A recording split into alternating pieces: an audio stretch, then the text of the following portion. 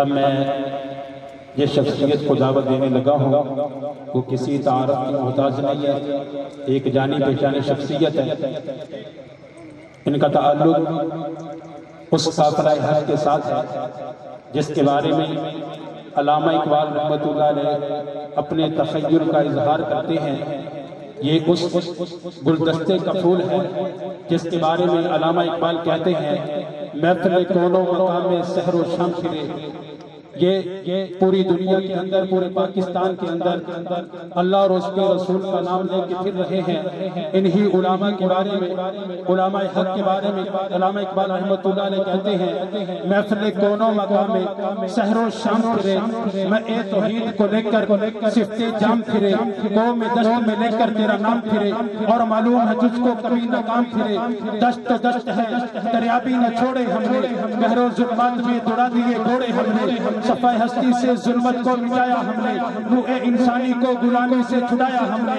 بس رہے تھے یہی سلجوق بھی دورانی بھی، اہل چین میں، ایران میں ساسانی بھی، اسی معمورے میں آباد تھے یونانی بھی، اسی خطے میں یہودی بھی تھے نصرانی بھی، پر تیرے نام پر تلوار اٹھائی کس نے، بات جو بگڑی تھی وہ بنائی کس نے، تھے ہمیں تیرے مار کے ہراؤں میں، خشکیوں میں لڑتے کبھی دریاؤں میں، دی اذانے کبھی یورپ کے گلیساؤں میں، اور کبھی افریقہ کے تپتے ہوئے صحراؤں میں، شان آنکھوں میں نہ جلتی تھی جہانداروں کی، کلمہ پڑھتے تھے ہم شو میں تلواروں کی، تن نہ سکتے تھے گر جنگ میں اڑ جاتے تھے، پاؤں شیروں کے بھی مدا سے اکھڑ جاتے تھے، تجھ سے سرکش ہوا کوئی تو اس سے بگڑ جاتے تھے، تلوار چیز ہے کیا کلاشن چیز ہے کیا، ارے ہم تو توپوں سے لڑ جاتے تھے، نقش توحید کا ہر دل پہ بٹھایا ہم نے، ہاں ہاں نقش توحید کا ہر دل پہ بٹھایا ہم نے، زیر خنجر بھی یہ پیغام سنایا ہم نے، ارے کیسی ہیبت سے صنم سہمے ہوئے رہتے تھے، منہ کے بل گر کر بھی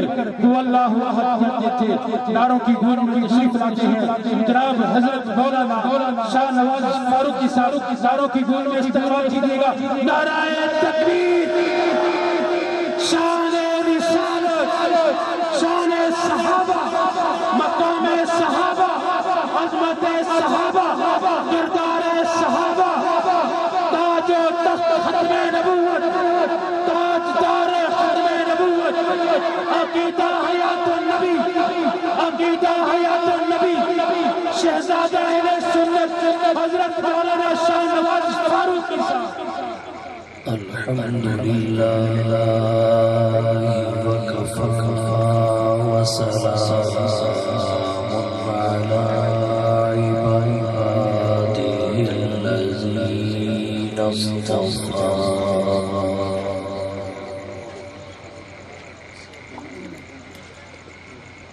اما بعد فاعوذ باللہ من الشیطان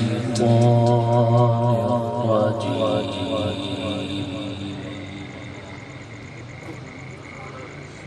بسم اللہ الرحمن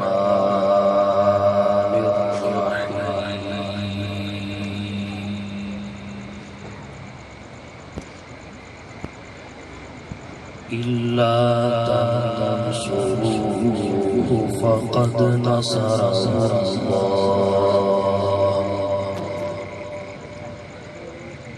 إذ أخرجه الذين كفروا ثاني اثنين إذ هما في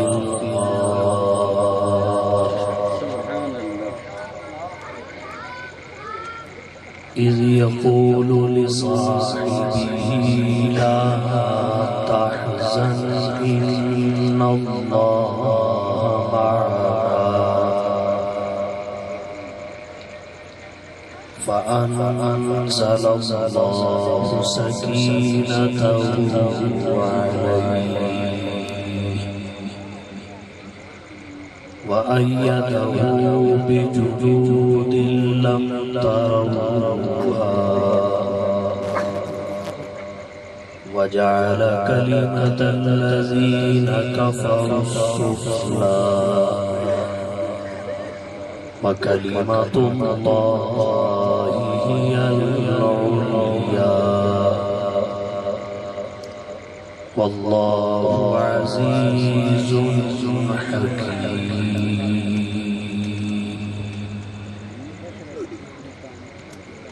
فقال النبي صلى الله عليه وسلم ما ظنك يا أبا بكر بإثنين الله ثالثهما سبحان ربك رب العزة عما يصفون وسلام على المرسلين والحمد لله رب العالمين.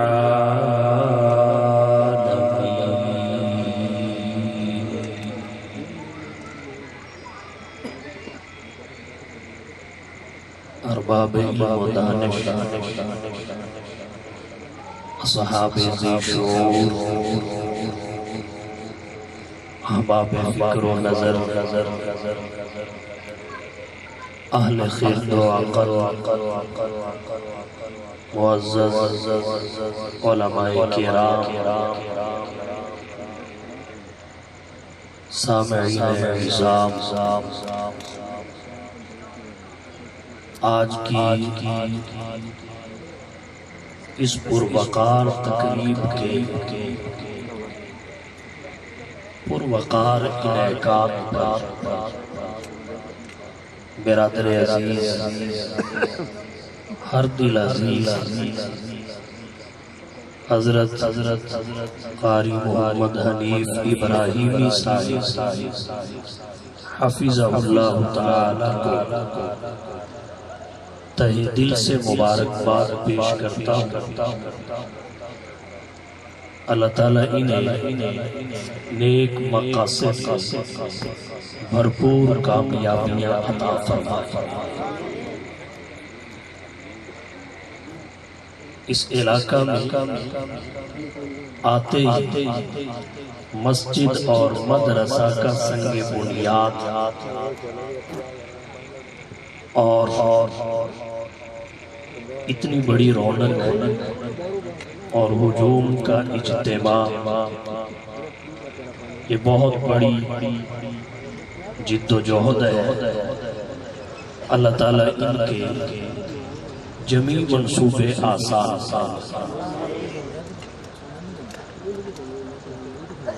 عنوان سیرت خاتم المرسلین ہے. اس عنوان کے متعدد پہلو اور کئی جہتیں. جناب نبی کریم صلی اللہ علیہ وسلم کی سیرت خود ایک سمندر ہے. اہل علم نے لکھا ہے سمندر بھی ایسا لا ساحل لہ، جس کا کوئی ساحل اور کنارہ. آسان لفظوں میں اسے آپ یوں کہہ سکتے ہیں، خاتم المرسلین کی سیرت کے متعدد پہلو ہیں. ہر پہلو کی کئی شکیں اور اجزاء ہیں جنہیں کما حق احاطہ تحریر و بیان میں لانا انسانی بساط سے باہر ہے. آپ صلی اللہ علیہ وسلم کا زہد و ورع، علم و حکمت، سخاوت و شجاعت، عدالت و شرافت، فہم و ذکاء، جود و سخا، بندہ نوازی، غریب پروری، انوارات و برکات، معجزات و مبشرات، غزوات و فتوحات، جلوت و خلوت، سیرت و صورت، سنت و شریعت، نبوت و رسالت اور ختم نبوت، حلیہ، چہرہ کی حشاشت و بشاشت، فرحت و مسرت، وجاہت و ملاحت، لمعانیت، نورانیت اور لطافت، الغرض جملہ اوصاف کی امی ہستی ہے، اس کے کس کس وصف کا ذکر کیا جائے اور کس کس خوبی سے جہاں کو روشن کیا۔ حفیظ جالندری تڑپ کے کہتے ہیں آقا تیری سیرت تیری صورت، تیری سیرت تیری صورت، تیرا نقشہ تیرا جلوہ، تیری سیرت تیری صورت، تیرا نقشہ تیرا جلوہ، تبسم گفتگو بندہ نوازی خندہ پیشانی، حفیظ بے نوا کیا ہے گدائے اونچے، عقیدت کی جبی تیری مربت سے ہے نورا، احاطہ ممکن کسی کے بس کے دسترس میں، اگر کسی نے 40,000 اشعار کا قصیدہ بھی لکھ دیا تو پھر بے بسی کا اعتراف کیا، تھکی ہے فکر رسا مدہ باقی ہے، تھکی ہے فکر رسا مدہ باقی ہے، قلم ہے آبلا پا مدہ باقی ہے، ورق تمام ہوا مدہ باقی ہے، تمام عمر لکھا مدہ باقی۔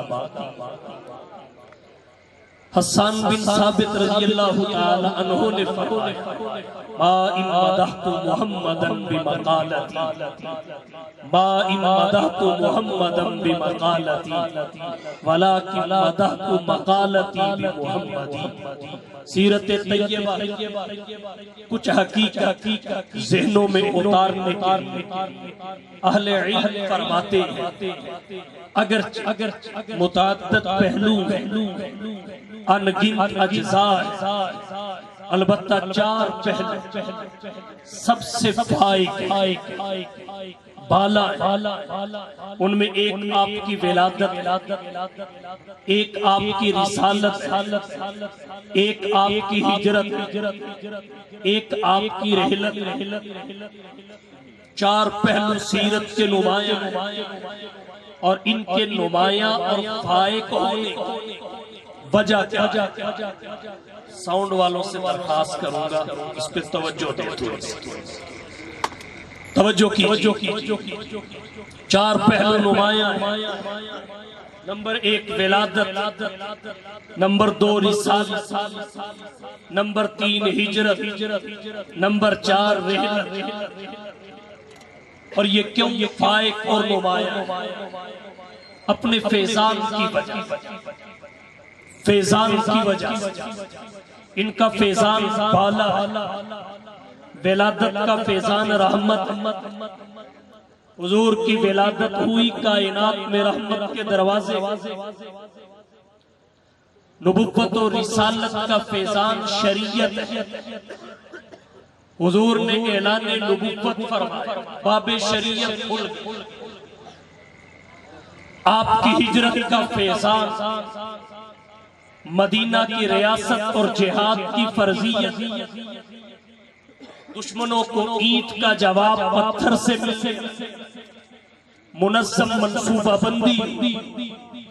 اب آپ کہیں وفات اور رحلت کا فیضان کیا ہے؟ اس کا بھی فیضان ہے، کیونکہ حضور کی ہستی رحمت للعالمین، رحمت للعالمین وہ ہستی ہے جس کا ایک ایک لمحہ رحمت ہے، ایک ایک گھڑی رحمت ہے، ایک ایک قول رحمت ہے، ایک ایک فعل رحمت ہے، ایک ایک تقریر رحمت ہے، ایک ایک ادا رحمت ہے۔ یوں کہوں تو بے جان نہیں، اس کا جاگنا تو رحمت ہے ہی ہے، اس کا تو سونا بھی رحمت، اس کی یاداشت تو رحمت ہے ہی ہے، اس کی تو پھول بھی رحمت ہے، اس کی دعا تو رحمت ہے ہی ہے، اس کی تو بد دعا بھی رحمت ہے۔ رحلت کا فیضان کیا ہے؟ رحلت کا فیضان بھی ہے، کیونکہ ہستی وہ ہے جس کا دنیا میں آنا بھی رحمت ہے اور جس کا دنیا سے جانا بھی رحمت ہے۔ وما ارسلناک الا رحمتا للعالمین۔ وفات اور رحلت کا فیضان کیا ہے؟ اللہ نے آیت استخلاف میں جماعت صحابہ کے کچھ افراد سے خلافت کا وعدہ کیا۔ وعد اللہ الذین آمنوا منکم وعملوا الصالحات لیستخلفنہم فی الارض کما استخلف الذین من قبلہم وَلَيُمَكِّنَنَّ لَهُمْ دِينَهُمُ الَّذِي ارْتَضَىٰ لَهُمْ وَلَيُبَدِّلَنَّهُمْ مِن بَعْدِ خَوْفِهِمْ أَمْنًا۔ اللہ کے نبی کی وفات ہوئی تو اللہ نے جو آیت استخلاف میں وعدہ کیا تھا اس کا ایفا اور تکمیل ہوئی۔ اللہ کی پیشین گوئی پایہ تکمیل اور پایہ ثبوت کو پہنچی۔ نبی کی وفات کا فیضان کیا ہے؟ نبی کی ختم نبوت کا کامل اظہار ہوا اجرائے خلافت کے ذریعے۔ حضرت ابو بکر صدیق سے نبی کی خلافت کی ابتدا ہوئی تو نبی کا آنا بھی رحمت ہے، نبی کا جانا بھی رحمت ہے۔ یہ چار عنوان سیرت طیبہ کے اہم ہے، اپنے فیضان کی وجہ سے۔ سفر کا مہینہ ہے، آخری عشرہ گزر رہا ہے، ان میں سے ہجرت کا انتخاب کرنے لگا ہوں، اس لیے کہ 27 سفر کو حضور سرور کونین، ساقی کوثر، شافی محشر، آمینہ کے لال، محبوب رب ذوالجلال، صاحب الحسن والکمال، مکہ مکرمہ سے اپنے رفیق سفر جناب ابو بکر کے ہمراہ ہجرت کے سفر پہ روانہ ہوئے تھے۔ یہ وجہ انتخاب ہے۔ اس وجہ انتخاب کے بعد اس عنوان کا ذکر کرنا چاہوں گا۔ اس آیت کریمہ کی بنیاد پر جو اللہ نے سورہ توبہ میں فرمائی، اِلَّا تُنْصُرُوهُ فَقَدْ نَصَرَهُ اللَّهُ اِذْ أَخْرَجَهُ الَّذِينَ كَفَرُوا ثَانِيَ اثْنَيْنِ إِذْ هُمَا فِي الْغَارِ إِذْ يَقُولُ لِصَاحِبِهِ لَا تَحْزَنْ إِنَّ اللَّهَ مَعَنَا۔ اللہ فرماتے ہیں اِلَّا تَنْصُرُوهُ، اے کفار، نبی کے رشتہ دار، اغیار اور مشرکین، تم نبی کی نصرت اور مدد نہیں کرتے، نہ کرو۔ کیا ہوگا؟ اِلَّا تَنْصُرُوهُ، اگر تم ساتھ نہیں دو گے تو اپنا بگاڑو گے، نبی کا کیا بگڑے گا؟ فَقَدْ نَصَرَهُ اللَّهُ، اللہ نبی کی مدد کر چکا ہے، اللہ نبی کی نصرت کر چکا ہے، کر رہا ہے۔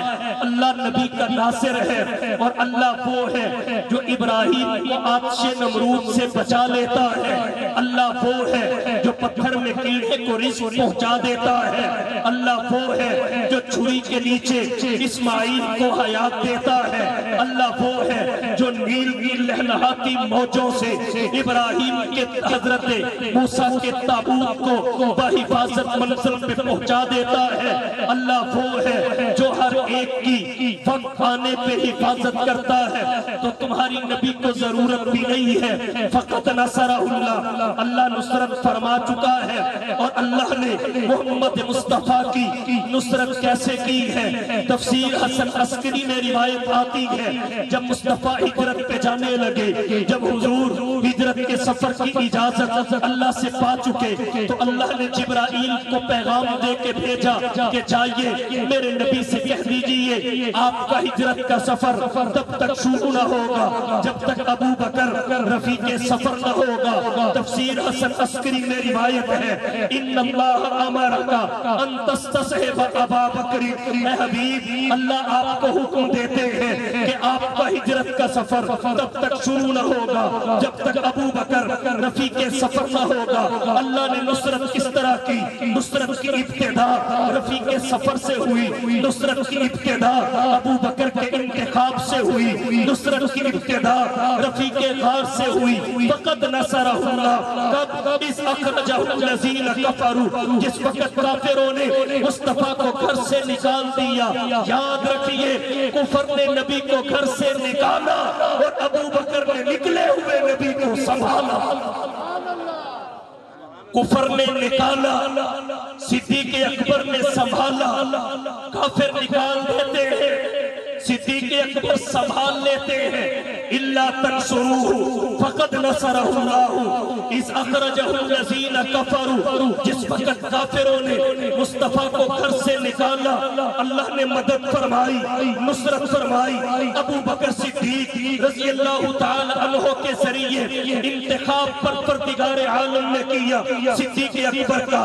یہی وجہ ہے صحابہ کرام ہجرت کر کے مکہ سے مدینہ جا چکے تھے، مدینہ طیبہ میں معذورین تھے، مدینہ طیبہ میں مستضعفین تھے، اور اگر اس کے علاوہ کوئی تھا تو محمد مصطفیٰ کے دو ساتھی، ان میں ایک کو ابو بکر کہتے ہیں، دوسرے کو علی کہتے ہیں۔ جب اللہ کے نبی جانے لگے، اللہ کی طرف سے حکم ملا ابو بکر آپ کے ساتھ جائیں گے، تو اللہ کے نبی نے اہل مکہ کی امانتیں حضرت علی کے سپرد کی اور دنیا کو بتایا مکے والوں کی امانتیں علی کے پاس ہے اور اللہ کی امانت ابو بکر کے پاس ہے۔ نعرہ تکبیر، شان صدیق اکبر، شان علی المرتضی۔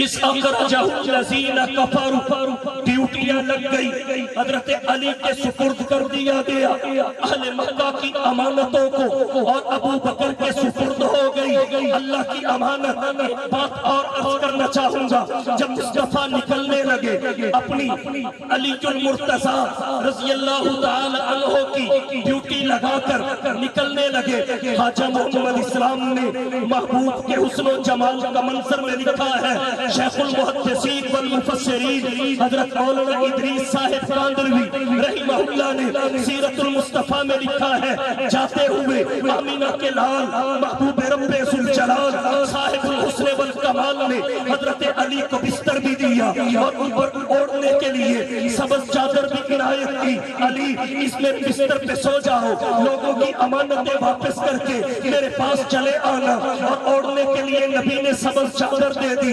علی کو سبز چادر دے کے اوڑھ کے سونے کا کہا۔ اللہ کی تقویم اور تقسیم ہے، اسے سمجھنے والے سمجھتے ہیں نبی نے علی کو سبز چادر دے کے مسئلہ سمجھا دیا کہ علی سبز چادر میں سوئیں گے، ابو بکر سبز گنبد میں سوئیں گے۔ مصطفیٰ کے شان صحابہ، مقام صحابہ، مصطفیٰ کے ہم سفر، مصطفیٰ کے ہم سفر، نعرہ تکبیر۔ توجہ ہو تو ایک نکتہ اور آپ کی توجہ کی نظر کرتا ہوں، علی سبز چادر میں سوئے تھے اور ابو بکر سبز گنبد میں سو رہے ہیں۔ علی سبز چادر میں سوئے تھے اور ابو بکر سبز گنبد میں سو رہے ہیں۔ باہر کفار کا پہرا ہے، کفار کا محاصرہ ہے۔ اللہ کے نبی نکلے، یاسین کی ابتدائی آیات مٹی کی ایک مٹھی پہ پڑھ کے پھونک ماری، ہوا کا جھونکا آیا، ان کی آنکھوں میں پڑی، وہ آنکھیں ملتے رہ گئے۔ مصطفیٰ نکل کے ابو بکر کے دروازے پہ چلے گئے، نبی کے بستر پہ علی سوئے ہوئے ہیں۔ یہاں ایک بات اور عرض کرنا چاہوں گا، اہل سنت والجماعت حضرت علی کی فضیلت کے قائل ہیں، ابو بکر کی افضلیت کے قائل ہیں، ابو بکر کے ہوتے ہوئے عمر کی فضیلت کے قائل ہیں، ابو بکر کی افضلیت کے قائل ہیں، ابو بکر کے ہوتے ہوئے عثمان کی فضیلت کے قائل ہیں، ابو بکر کی افضلیت کے قائل ہیں۔ نکتہ عرض کرنے لگا ہوں، اہل سنت والجماعت حضرت علی سے محبت رکھتے ہیں، حضرت علی سے عقیدت رکھتے ہیں۔ وہ دل سنی کا نہیں ہے جس میں علی کی محبت نہ ہو، وہ دل سنی کا نہیں ہے جس میں اہل بیت کی عقیدت نہ ہو، وہ دل اہل سنت کا نہیں ہے جس میں آل رسول کی محبت نہ ہو۔ لیکن ایک بات عرض کرنا چاہوں گا، حضرت علی المرتضی نبی کے بستر پہ سوئے، حضرت علی المرتضی نبی کے بستر پہ آرام فرما ہوئے، کتنا عرصہ نہ سوئے، ایک رات بھی پوری نہیں بلکہ رات کے کچھ لمحے اگر علی نبی کے بستر پہ سو جائے تو علی کی شان بڑھ جاتی ہے۔ اگر عقل سلامت ہے تو فیصلہ خود کیجئے، علی رات کی چند نبی کے بستر پہ سوئے علی کی شان بڑھ جائے، اس عائشہ کی شان کا کیا عالم ہوگا جو 9 سال تک محمد کے بستر پہ سوتی رہی ہے۔ تکبیر، شان امی عائشہ صدیقہ، شان امی عائشہ صدیقہ، نعرہ تکبیر۔ ہو میرے ماں باپ قربان اس مقدس نام پر، ہو میرے ماں باپ قربان اس مقدس نام پر، عائشہ کے سینکڑوں احسانات ہیں اسلام پر، حضرت علی کی فضیلت کے قائل ہے، لیکن افضلیت ابو بکر کی ہے، اور اس کی بہت ساری وجوہات ہیں جن میں ایک وجہ یہ بھی ہے علی سو رہے ہیں ابو بکر جاگ رہے ہیں، ایک وجہ یہ بھی ہے علی نبی کے بستر پہ سوئے ہیں اور ابو بکر کی رانوں کو نبی نے بستر بنایا۔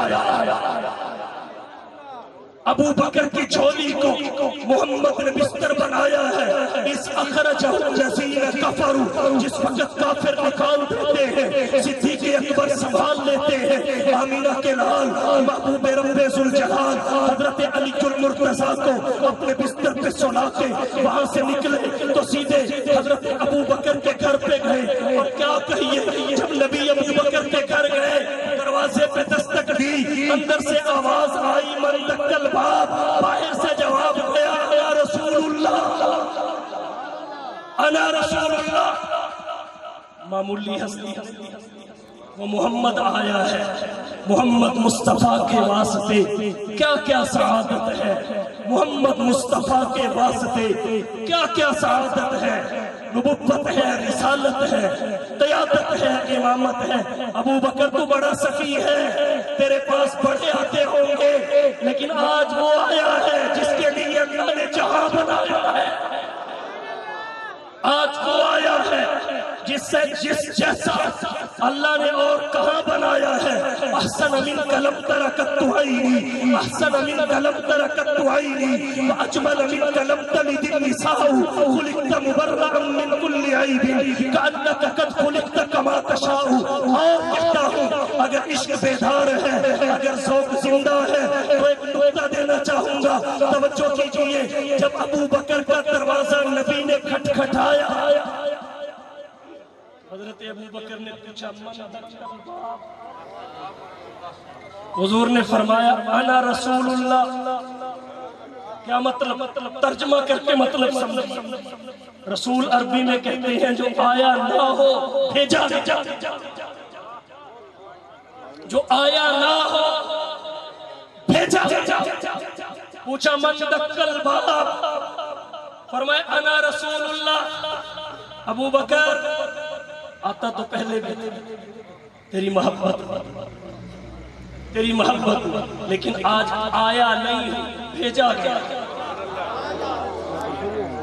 آج آیا نہیں بھیجا گیا، سب بتایا، شاخ کر رہا، نکات پہ اکتفا ہے۔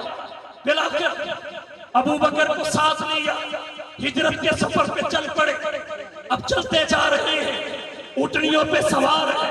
حضرت ابو بکر رفیق سفر بھی ہے، چوکیدار بھی ہے، صحابی بھی ہے، پہرے دار بھی ہے، رشتہ دار بھی ہے، غمخوار بھی ہے۔ چلتے جا رہے ہیں، ابو بکر کبھی نبی کے آگے چلتے ہیں، کبھی پیچھے آ جاتے ہیں، کبھی دائیں چلتے ہیں، کبھی بائیں چلتے ہیں۔ آمینہ کے لال نے سوال کیا ابو بکر یہ چلنے کا کیا انداز ہے، یہ چلنے کا کیا سٹائل ہے؟ عرض کیا اللہ کے رسول جب مجھے خطرہ تھا لاحق ہوتا ہے کہ دشمن پیچھے سے حملہ کرے گا، میں دوڑ کے پیچھے آ جاتا ہوں، جب خطرہ لاحق ہوتا ہے دشمن گھات میں بیٹھا ہوگا میں آگے آ جاتا ہوں، جب دائیں بائیں جانب سے خطرہ محسوس ہوتا ہے میں ادھر چلنا شروع کر دیتا ہوں۔ آمینہ کے لال کہتے ہیں ابو بکر اچھا تو تیری خواہش یہ ہے کہ تو شہید ہو جائے اور محمد کو کچھ نہ ہونے پائے۔ فرمایا اللہ کی قسم اللہ کے حبیب میں یہی چاہتا ہوں کہ ابو بکر کٹ جائے لیکن محمد میں آج نہ آئے، اس لیے کہ آپ نبوت کا آخری فرد ہے۔ آپ کے بعد قیامت تو آئے گی، نبوت نہیں آئے گی۔ آپ کے بعد انجینئر پیدا ہوں گے، ڈاکٹر ہوں گے، سائنس نبی پیدا نہیں ہوگا، اور صحابی میں بھی ہوں اور بھی ہے، ابو بکر محمد پہ کٹنا سعادت سمجھتا۔ رسالت، شان صحابہ، مقام صحابہ، تاج و تخت ختم نبوت، تاج و تخت ختم نبوت، مصطفیٰ کے ہم سفر، مصطفیٰ کے ہم سفر، نعرہ تکبیر۔ چلتے جا رہے ہیں، اونٹنیاں بھی لے کے اوپر چڑھنے سے، پہاڑ کی بلندیوں پہ چڑھنے سے آجے اتر آئے۔ جب اترے نبی پیدل چلنے لگے، ابو بکر کو گوارا نہ، نبی پیدل چلنے لگے، ابو بکر کو گوارا نہ ہوا، آ کے بیٹھ گئے۔ اللہ کے حبیب کندھوں پہ سوار ہو، کندھوں پہ سوار ہو جائے، نبی کندھوں پہ سوار ہو گئے۔ اب اتنی سی بات نہیں ہے کہ نبی صدیق کے کندھوں پہ سوار ہوئے، اس کے اندر جو چھپا ہوا ہے اسے بھی کھولیے۔ اتنی سی بات نہیں ہے کہ نبی صدیق کے کندھوں پہ سوار ہوئے، بڑی رٹ لگائی ہے، خلافت لے گئے، خلافت لے گئے، خلافت لے گئے۔ حقیقت یہ ہے قرآن بھی لے گئے، صاحب قرآن بھی،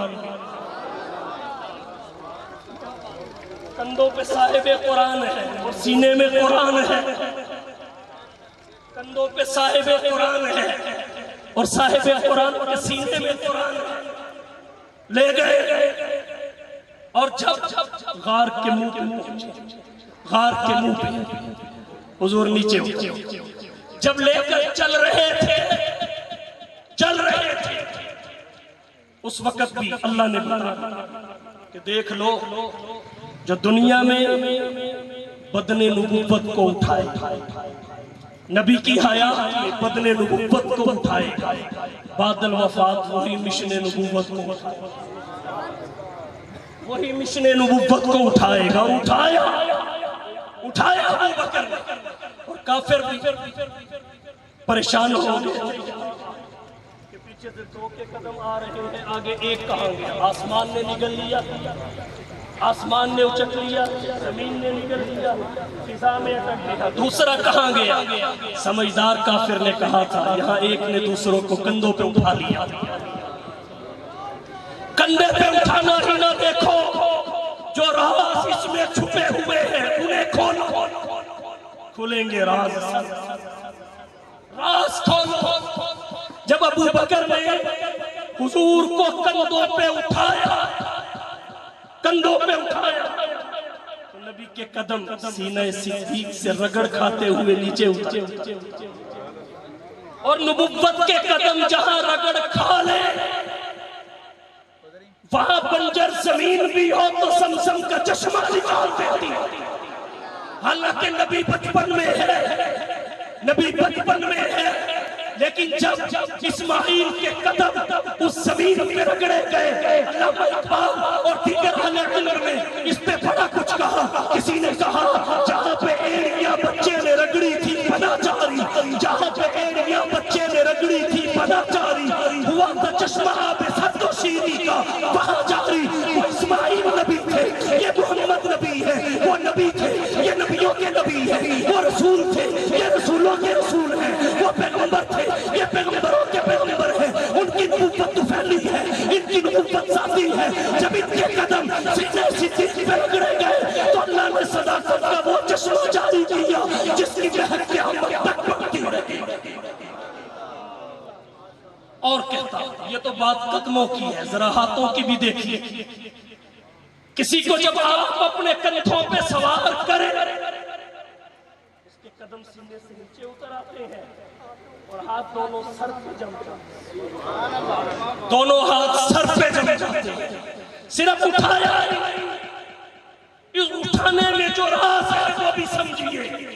جب اٹھایا تو نبی کے دونوں ہاتھ ابو بکر کے سر پہ آ گئے۔ آج لوگ فخر کرتے ہیں وہ بادشاہ پرواہی کوئی میرے سر سے مفتی حسن صاحب دا ہاتھ کہتے ہیں پرواہ کوئی نہیں، میرے سر پہ فلاں بزرگ کا ہاتھ، فلاں پیر کا ہاتھ، فلاں MNA کا ہاتھ، فلاں MPA کا ہاتھ، اگر تیرے سر پہ کسی پیر کا ہاتھ آ جائے تجھے کسی کی پرواہ نہیں رہتی، اور جس کے سر پہ پیرانے پیر کے دونوں ہاتھ آ جائے، جس کے سر پہ پیرانے پیر کے دونوں ہاتھ آ جائے، اسے کسی کی کیا پرواہ ہے؟ کوئی پھونکتا رہے، نہ اس کی صحابیت میں آ جا سکتی ہے، نہ اس کی صدیقیت میں آ جا سکتی ہے، نہ ہی اس کی خلافت میں آ جا سکتی ہے۔ دونوں اور پھر یہ نکتہ بھی سمجھ میں آتا ہے، اگر نبوت تک پہنچنا ہے تو ابو بکر کے قدموں میں آنا پڑے گا، اس لیے کہ نبوت صداقت کے کندھوں پہ سوار ہے، نبوت صداقت کے کندھوں پہ سوار ہے، اور پھر نبوت اور صدیقیت کی سرحد ویسے بھی ملی، درمیان میں فاصلہ کوئی نہیں ہے۔ خیر چلتے چلاتے جب غار کے منہ پہ پہنچے، امام آلوسی رحمہ اللہ نے روح المعانی میں لکھا، علامہ ابن حجر نے فتح الباری میں، غار کے منہ پہ پہنچے، اتارا، عرض کیا حبیب اگر اجازت ہو تو میں اکیلا پہلے اندر چلا جاؤں، اکیلا پہلے اندر چلا جاؤں۔ بڑی شخصیت کے آنے سے پہلے آنے والی جگہ کا ٹیم مشاہدہ کرتی ہے، معائنہ کرتی ہے۔ حضرت ابو بکر نے مصطفیٰ کے غار میں جانے سے پہلے غار کا مشاہدہ کیا، غار کا معائنہ کیا، وہ مصطفیٰ کے لائق نہیں تھا، صدیق نے جھاڑو دیا، وہ مصطفیٰ کے لائق نہیں تھا، ابو بکر نے جھاڑو دیا، خطرات کو ختم کیا، اپنے کپڑے اتار کر۔ اب اللہ کی تقویم اور تقسیم سے کون پوچھے؟ اللہ نے کپڑے کا فاصلہ بھی سینے سے ختم کروا دیا کہ لوگوں کو بلا فاصل سمجھ آ جائے، بلا فاصل سمجھ آ جائے۔ تقویم اور تقسیم دیکھیے، اندر گئے، صفائی کی، کرتا اتار کے سوراخ بند، جو ایک رہ گیا اس پہ پاؤں رکھا۔ نبی کے دشمن کو ابو بکر کی ایڑی ہی کافی، نبی کے دشمن کو ابو بکر کی ایڑی ہی کافی، رکھ دیا۔ پھر مصطفیٰ کو حضور اندر تشریف لائے، توجہ کیجئے، نکتہ عرض کرنے لگا۔ غار میں نبی جائے یا نہ جائے یہ کون دیکھنے گئے؟ ابو بکر۔ غار کو نبی کے آنے کے قابل صفائی کر کے کس نے کیا؟ ابو بکر۔ تو جس غار میں پہلے ابو بکر جا چکے تھے نبی اسی غار میں گئے، اور جس دل میں پہلے ابو بکر جا چکے ہوں گے نبی بھی اسی دل میں جائیں گے۔ جس دل میں ابو بکر نہیں ہوں گے آمینہ کے لال بھی نہیں آئے، چلے گئے۔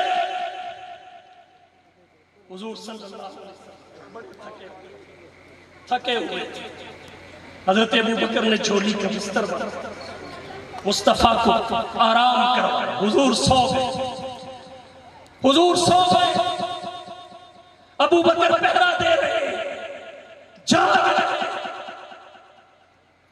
اللہ کی تقسیم، ابو بکر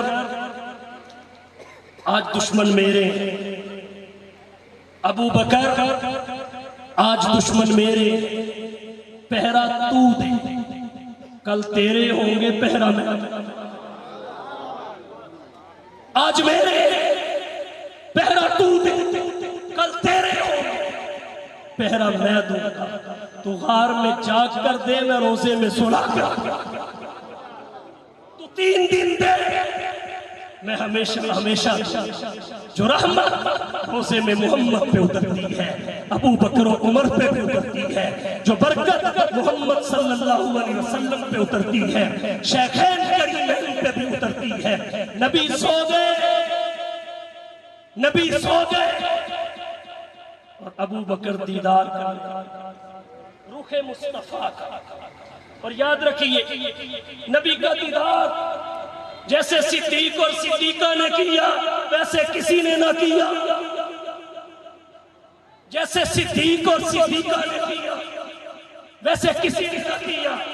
یہ حضرت ابو بکر کی خواہش تھی، فرمایا حبب الی من دنیاکم ثلاث، حبب الی من دنیاکم ثلاث، مجھے دنیا کی 3 چیزیں سب سے محبوب ہیں۔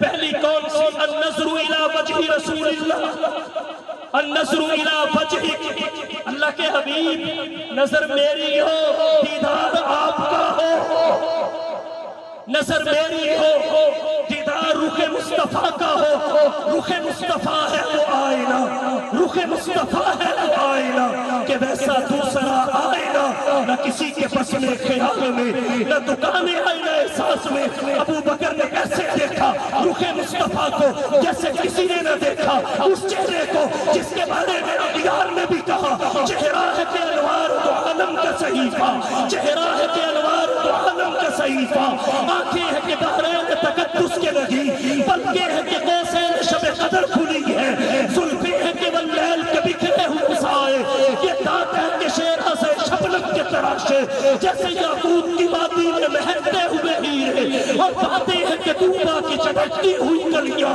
خطبے ہے کہ سانپ کے امڑتے ہوئے درے۔ دیکھا اب ابو بکر دیکھ رہے تھے، ڈسنے والا اپنا کام کر رہا، ڈسنے والا اپنا کام کر رہا، اس نے ایڑی پہ ڈھنگ مارا بار بار۔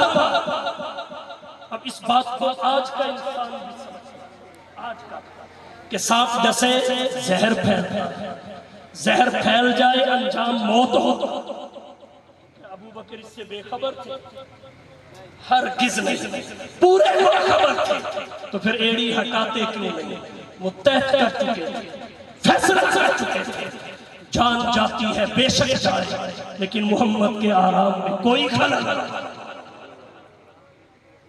فدا ہونے کا جذبہ تھا، فنا فی رسول، جان جاتی ہے بے شک جائے۔ اور ویسے بھی عشق کی لذت مگر خطروں کی جانکاہی، عشق کی لذت مگر خطروں کی جانکاہی۔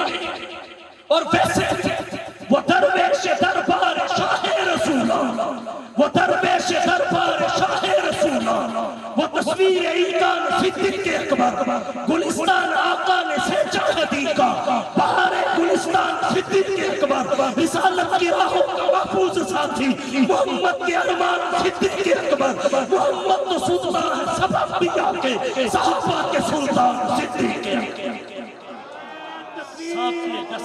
نعرہ تکبیر، شان رسالت، شان صحابہ، مقام صحابہ، مصطفیٰ کے ہم سفر، مصطفیٰ کے ہم سفر۔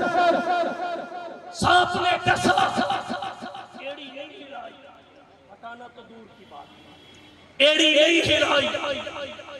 اللہ محبتوں کے قدردان، قربانیوں کی لاج رکھنے والے، صلہ ضائع کرنے والے نہیں ہیں۔ اب انتظام ڈسا، زہر پھیلا، اس کی حرارت آنسوؤں میں ڈھل ابو بکر کی آنکھوں سے بہہ پڑی۔ اللہ نے ان آنسوؤں کو زمین پہ نہیں جانے دیا، محمد کے رخساروں پہ ڈالا، رخساروں پہ ڈال دیا۔ نبی کے چہرے پہ جو قرآن ہے، فَوَلِّ وَجْهَكَ شَطْرَ الْمَسْجِدِ الْحَرَامِ، توجہ ایک نکتہ، حضور کی شان، آپ کی شان کی ہے، لم یجلس الذباب علیہ قط، آپ کے جسم انور پر مکھی بھی کبھی نہیں بیٹھی۔ بعض کہتے ہیں گندی مکھی نہیں بیٹھی، بعض کہتے ہیں ناپاک مکھی نہیں بیٹھی، جبکہ حقیقت یہ ہے پاک بھی نہیں بیٹھی، کیونکہ نبی کے شایان شان، نبی کی کوئی معمولی شان ہے؟ وُلِدَ مَخْتُونًا، پیدا ہوئے تو مختون تھے، مَا بَقَا ظِلُّهُ عَلَى الْأَرْضِ، سایہ تو تھا مگر زمین پہ نہیں پڑتا تھا کہ نبی کے سائے پہ بھی کسی کا قدم آ جائے۔ مَا زَارَ بَوْلُهُ عَلَى الْأَرْضِ، بولو براز کی حاجت تو ہوتی تھی، مگر اللہ نے کبھی کسی کے سامنے آپ کے بولو براز کو ظاہر نہیں نہیں ہونے دیا. لم یجلس الذباب قط, آپ کے جسم انور پہ مکھی بھی کبھی نہ بیٹھی. ولم یتصاب قط, چبائی بھی کبھی نہ آئی. لم یعرب دابۃ رکبھا قط, جس سواری پہ قدم رکھ دیے وہ نافرمان کبھی نہ ہوئی. ولم یحتلم قط, سوتے ہوئے محمد کے کپڑے ناپاک کبھی نہ ہوئے. کان اذا جلس بین قوم کتفاہ اعلی منہ, جب کسی مجلس میں بیٹھے تو سب سے اونچے اور لمبے نظر آئے. حالانکہ نبی کا قد زیادہ لمبا نہیں تھا, درمیانی جسامت تھی, لیکن مصطفیٰ سے چھوٹا. مصطفیٰ اونچے نظر آیا کرتے تھے. کان ینظر من خلفہ کما ینظر من امامہ, جب آپ نماز میں ہوتے جیسے آگے سے دیکھتے ویسے پیچھے سے دیکھتے. تنام عیناہ ولا ینام قلبہ, جب مصطفیٰ سوتے بعض آپ کی آنکھیں سوتی تھی, دل جاگتا تھا. یہی وجہ ہے جب نبی کا انتقال پامال ہوا, صحابہ کی مقدس جماعت کہہ رہی تھی حضور وفات پا چکے ہیں. حضرت عمر بن خطاب ماننے کو تیار نہیں تھے. اس اختلاف کی وجہ کیا تھی؟ صحابہ کی نظریں مصطفیٰ کی آنکھوں پہ تھی, آنکھیں سو جاتی تھی, اور عمر کی نظر مصطفیٰ کے دل پہ تھی, اور دل مصطفیٰ پہ دار رہتا. نعرہ تکبیر, شان رسالت, عقیدہ حیات النبی, عقیدہ حیات النبی, عقیدہ حیات النبی. نعرہ تکبیر. جس نبی کے بستر کی بھی یہ شان ہو کہ رملہ ام حبیبہ والد کے بیٹھنے سے پہلے ہی اسے لپیٹ دے کہ والد مسلمان ابھی تک نہیں ہوئے, والد مسلمان ابھی تک نہیں ہوئے. جس کے بستر پر مشرک نہ بیٹھ سکے, اس کے رخساروں پہ جو آنسو گرے ہیں, مان لو آنسو بھی پاک ہے, آنسو والا بھی پاک ہے, آنسو بھی پاک ہے, آنسو والا بھی پاک ہے.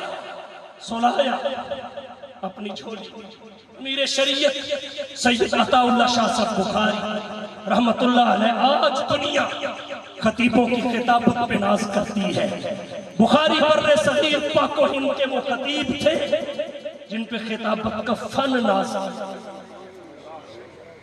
کیا کرتا تھا. تیری زبان کے پھول تھے درہائے آبدار, تیری زبان کے پھول تھے درہائے آبدار, اور تیرے بیاں پہ فن خطابت کو ناز تھا. دل و دماغ تھے تیرے قدرت کا معجزہ, سینہ تیرا مدینہ سوزو دفاس تھا. آج تک لوگ کہتے ہیں, کانوں میں گونجتے ہیں, بخاری کے زمزمے کب کی بات ہے, آج کی تاثیر ہے. کانوں میں گونجتے ہیں بخاری کے زمزمے, بلبل چہک رہا ہے ریاض رسول میں. امیر شریعت سید عطا اللہ شاہ صاحب بخاری رحمہ جب غار کے احوال کی منظر کشی کرتے ہیں تو ایک بات یہ کہتے تھے کہ جب میں غار کے احوال کو پڑھتا اور جانتا ہوں تو یوں لگتا ہے جیسے ابو بکر کی جھولی ریل ہے, محمد کا چہرہ قرآن ہے, اور ابو بکر اوپر بیٹھ کر پڑھنے والا قاری قرآن, ابو بکر اوپر بیٹھ کر پڑھنے والا قاری قرآن 3 دن تک رہے. اللہ کہتے ہیں اِذْ أَخْرَجَهُ الَّذِينَ كَفَرُوا ثَانِيَ اثْنَيْنِ, دو میں کے دوسرے. اگرچہ یہ حال ہو سے اور لقب مصطفیٰ کا بنتا ہے, لیکن روایات کو ساتھ ملایا جائے, احوال کو دیکھا جائے, ہر ایک من وجہ اول ہے, من وجہ ثانی ہے. اس لیے اہل علم نے حضرت ابو بکر کا لقب بھی ثانی اثنین ذکر کیا ہے, اور ثانی اثنین جب حضرت ابو بکر کا لقب ہے تو حضرت ابو بکر کا رتبہ بھی محمد کے بعد دوسرا ہے. اول مصطفیٰ کا, ثانی صدیق اکبر کا. اور امام قرطبی رحمت اللہ علیہ نے تفسیر قرطبی میں لکھا ہے یہ حضرت ابو بکر صدیق کی خلافت کی دلیل ہے. وہ ایسے کہ خلیفہ بادشاہ کا ثانی ہوتا ہے, ابو بکر ثانی ہے تو محمد کے خلیفہ بھی ابو بکر, خلیفہ بھی ابو بکر ہے. ثانی اثنین اذ ہما فی الغار, جب وہ دونوں غار میں تھے. یار غار کی مثل یہیں سے چلی, جو کسی کا مخلص یار ہمدم اور جانثار ہو, یاری کا پکا ہو, اسے لوگ یار غار کہتے ہیں. اس کی بنیاد ابو بکر کی محمد سے وفا ہے. ابو بکر کی محمد سے وفا ہے. اذ ہما فی الغار، غار میں تھے، نبی کے لیے پریشان ہو گئے. تلاش کرنے والے اوپر آ گئے. اللہ کے رسول اگر یہ اپنے پاؤں کی طرف دیکھ، حضرت ابو بکر کہتے ہیں پاؤں کی طرف دیکھ تو اس کی نظر ہم پہ پڑ جائے گی، یہ ہمیں دیکھ لے گا. حضور نے فرمایا ما ظنک یا ابا بکر باثنین اللہ ثالثہما. ابو بکر تیرا ان دو کے بارے میں کیا خیال ہے جن کا تیسرا اللہ ہے؟ تیسرا اللہ ہے. ما ظنک یا ابا بکر باثنین اللہ ثالثہما. آج لوگ کہتے ہیں ابو بکر ڈر چکے. توجہ کیجیے، لوگ کہتے ہیں ڈرے ہوئے تھے، چیخ رہے تھے، رو رہے تھے. توجہ کیجیے، ایک بات عرض کرتا ہوں. اگر بات ایسے ہی ہے جیسا کہ کچھ کہنے والے کہتے ہیں تو دشمن غار کے منہ پہ کھڑا تھا. ابو بکر کے رونے کی آواز انہیں کیوں نہ سنی؟ انہیں تو غار کے منہ پہ کھڑے ہو کے نہ سنی، اور تجھے پاکستان میں بیٹھ کے 1400 سال کے بعد سن گئی. تجھے یہاں سن گئی. کہتے ابو بکر حضور کے ساتھ مخلص نہیں تھے. اگر پاس مہر و محبت ملتا کہیں، اگر پاس مہر و محبت ملتا کہیں سے، مول لے لیتا میں اپنے مہرباں کے. مجھے پتہ نہیں انتخاب اللہ نے کیا ہے، تجھے پتہ نہیں رفاقت کے لیے انتخاب اللہ نے کیا ہے. ساتھ جانے علی نے دیا ہے لیکن نبی کے آئے. اور نبی کی پہچان کو تو پہچان نہیں سمجھتا جس کے بارے میں قرآن کہتا ہے فَلَعَرَفْتَهُمْ بِسِيمَاهُمْ وَلَتَعْرِفَنَّهُمْ فِي لَحْنِ الْقَوْلِ. محمد تو چہرے سے پہچان لیتے تھے مومن ہے کہ منافق. محمد تو گفتگو کے لہجے سے پہچان لیتے تھے مومن ہے کہ کافر ہے. صلی اللہ علیہ وسلم تجھے نبی کے نور بصیرت پہ اعتراض ہے، اللہ کے انتخاب پہ اعتراض ہے، علی کی تائید و تصدیق پہ اعتراض ہے. اگر مخلص نہ ہو تو بڑا سنہری موقع. بیٹی ناشتہ بنا کے بیٹی کھانا لے کے غار پہ آتی ہے. بیٹا عبداللہ بن ابی بکر سارے شہر کی خبریں شام کو غار میں پہنچاتا ہے. غلام عامر بن فہیرہ بکریاں چراتا ہے، شام کو تازہ دودھ پلا کے آتا ہے. اور اب دشمن منہ پہ کھڑا ہے، اکیلے ابو بکر نبی کے ساتھ اندر ہے. تو بتائیے اگر اخلاص دشمنی ہوتی تو کسی اور کی ضرورت تھی یہاں دشمنی کو انجام تک پہنچانے کے لیے؟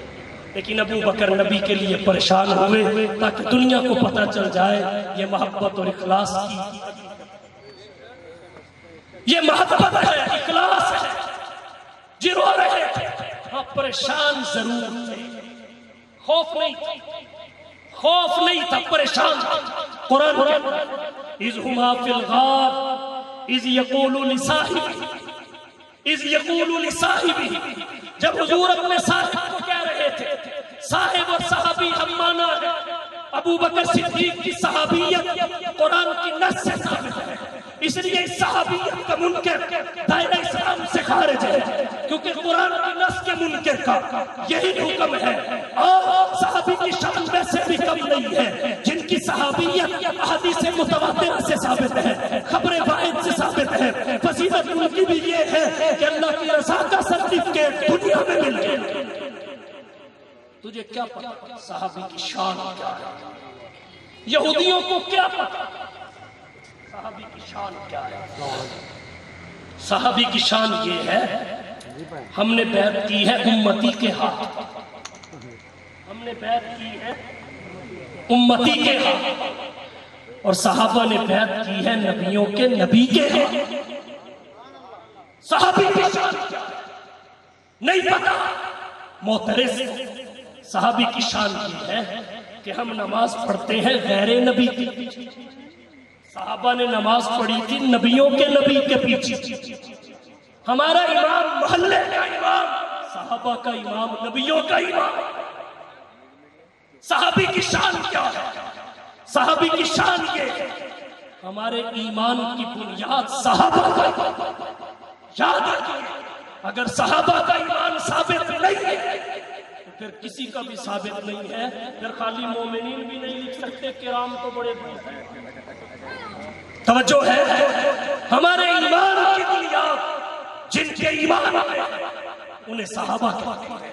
صحابہ کی شان کیا ہے؟ میں آپ کو دیکھوں، آپ کی تصویر میری آنکھوں میں، آپ مجھے دیکھیں، میری تصویر آپ کی آنکھوں میں، مگر صحابی اسے کہتے ہیں وہ نبی کو دیکھے تو نبی کی تصویر ان کی آنکھوں میں، نبی انہیں دیکھے تو ان کی تصویر محمد کی آنکھوں میں۔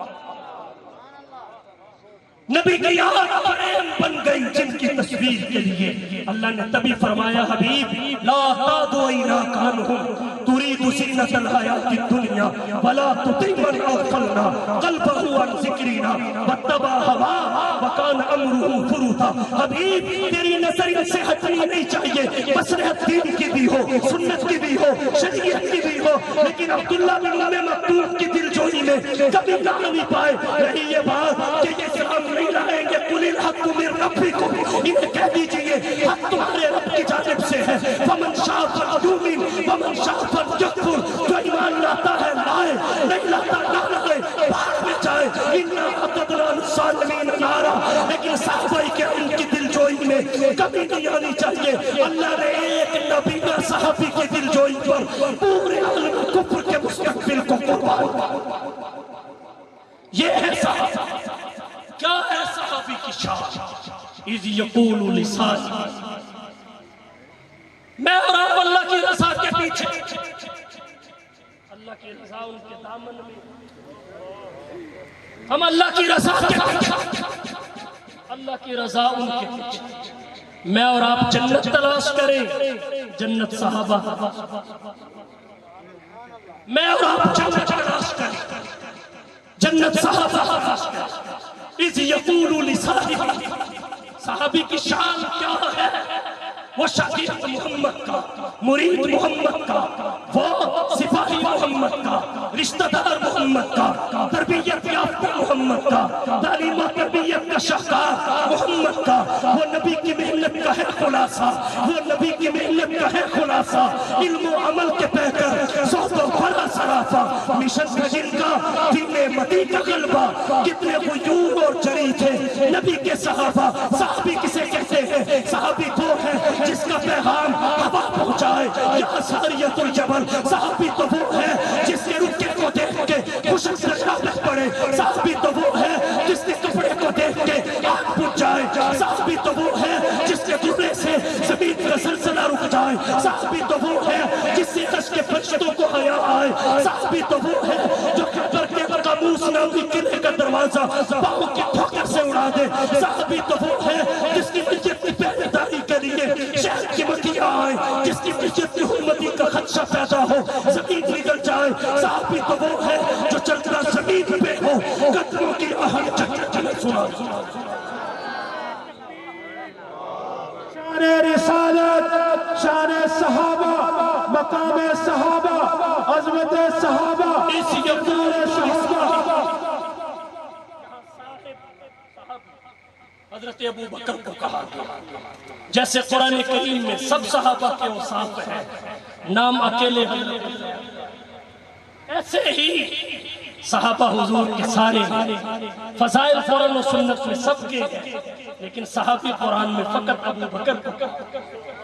اذ یقول لصاحبہ، اور پھر نبی جب اپنے لیے ابو بکر کو پریشان دیکھا تسلی دیتے ہوئے کہا لا تحزن، غم نہ، خوف نہیں تھا، خوف ہوتا ہے اپنی جان کا۔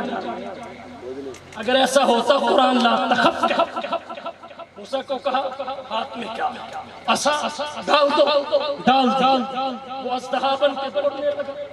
حضرت موسیٰ ڈر گئے، اللہ نے فرمایا لا تخف، اپنی جان کا ڈر نہ کیجئے، انی لا یخاف لدی المرسلون۔ قبطی کو مارا، بھاگے، قرآن کہتا ہے فخرج منہا خائفا، اپنی جان کا ڈر ہوتا تو نبی کہتے لا تخف، محبوب کی فکر تھی، بچھڑ جانے کا غم تھا کہ بچھڑ نہ جائے، تو کہا لا تحزن، غم نہ کر، ان اللہ معنا، اللہ ہمارے ساتھ ہے۔ 2-4 منٹ میں 2-4 نکتے دے کے بات ختم کرنے لگا ہوں، توجہ فرمایا ان اللہ معنا، بے شک اللہ ہمارے ساتھ، اللہ ہمارے ساتھ۔ ایسی مشکل کھڑی حضرت موسیٰ پہ جب اپنے ساتھیوں کو لے کر، اپنی قوم کو لے کر فرعون سے آزادی دلانے کے لیے نکلے، ایک مقام آیا، آگے دریا کی موج، پیچھے فرعون کی فوج، اصحاب موسیٰ نے اِنَّا لَمُدْرَكُونَ پکڑے گئے، مارے۔ حضرت موسیٰ نے فرمایا کلا، حرف رد، ہرگز، تھوڑا نکلے ہیں، اس کے حکم پہ آیا کلا، ہرگز نہیں، ان معی ربی سیہدین، بے شک میرے ساتھ میرا رب ہے، میرے ساتھ میرا رب ہے۔ ساتھ کتنے لوگ تھے؟ کسی ایک کو بھی معیت میں شریک نہیں کیا، کسی ایک کو بھی معیت میں شریک نہیں کیا۔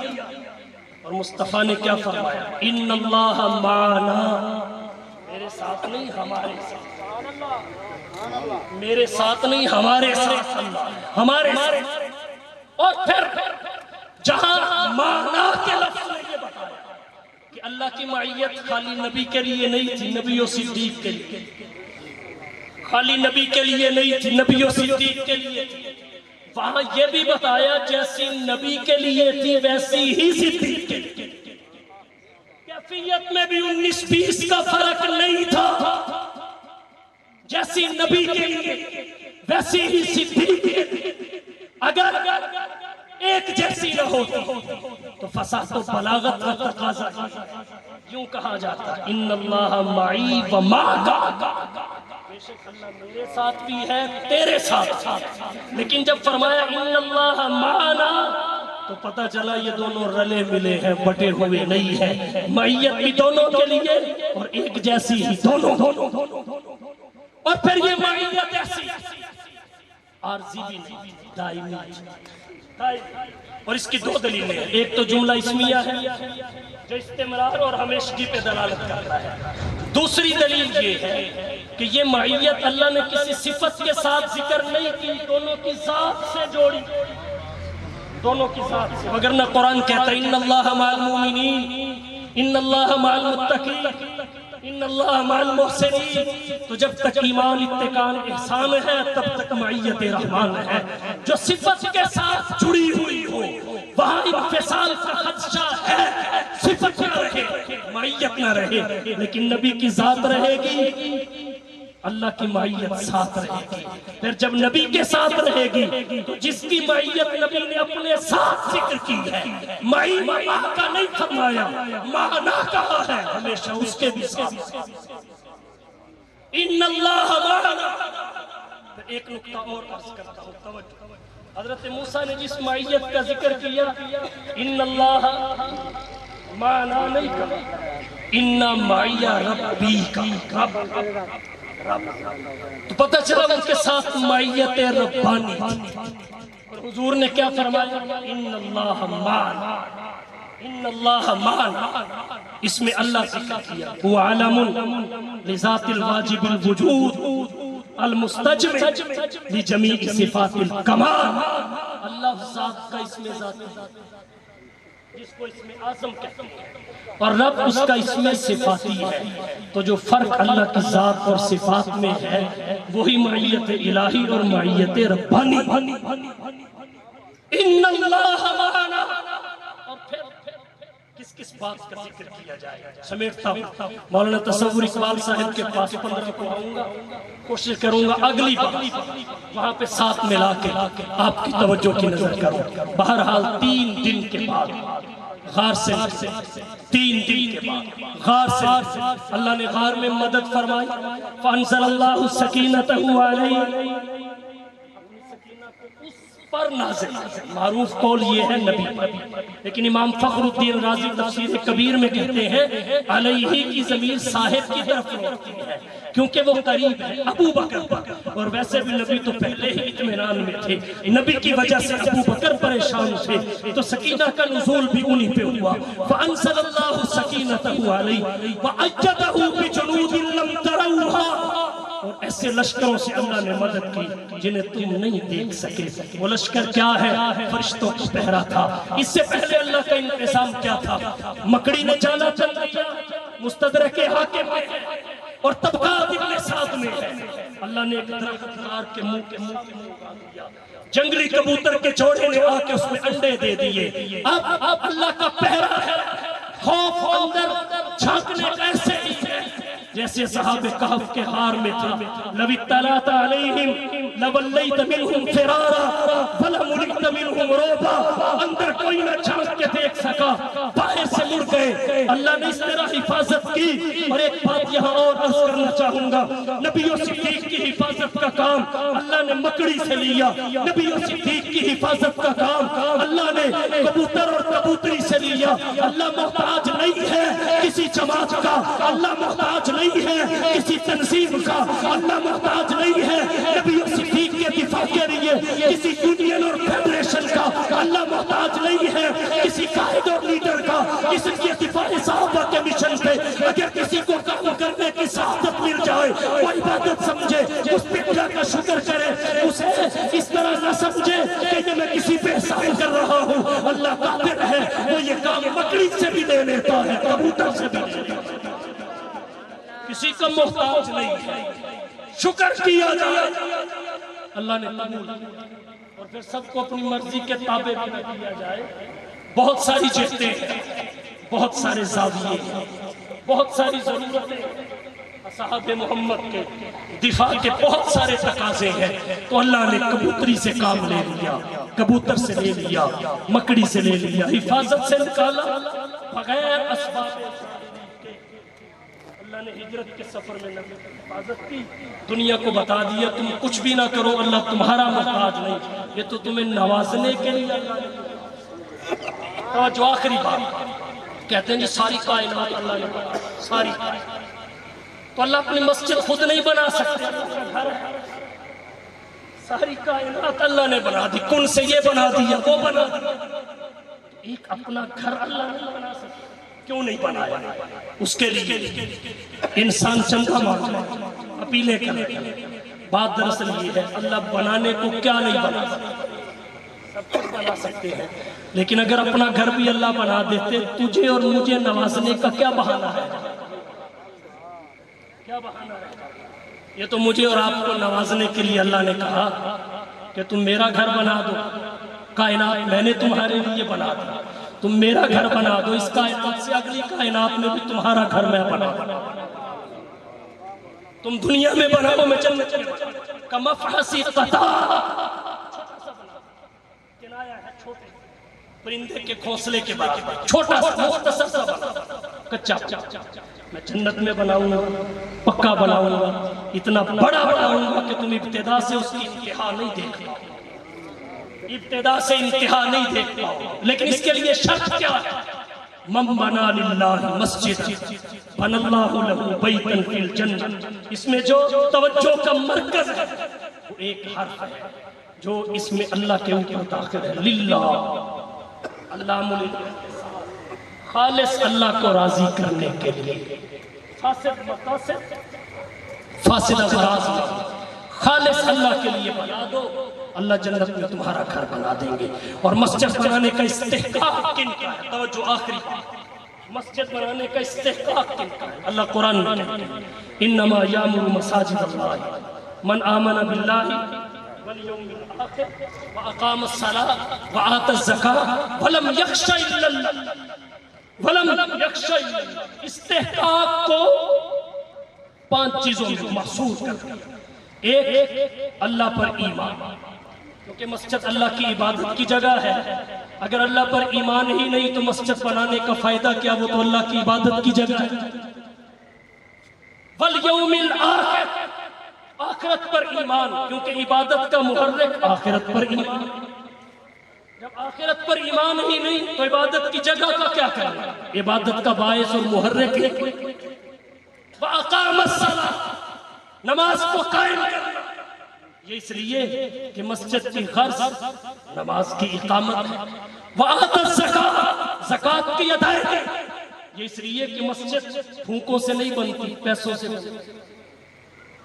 مسجد پھونکوں سے نہیں بنتی، پیسوں سے بنتی ہے، اور پیسہ خرچ کرنے کی عادت اسے ہی ہوتی ہے جو زکوٰۃ پہلے نکالتا ہے، زکوٰۃ دینے کی جسے عادت ہوتی ہے۔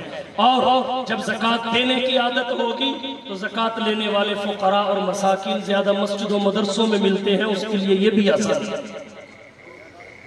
اقام الصلاۃ وآت الزکاۃ ولم یخش الا اللہ، غیر اللہ سے ڈرتا نہ، غیر اللہ سے ڈرتا نہ، ایک اللہ سے ڈرنے والا ہو۔ کیوں؟ اس لیے کہ بعض دفعہ مسجد بناتے وقت رکاوٹ بھی آ جاتی ہے۔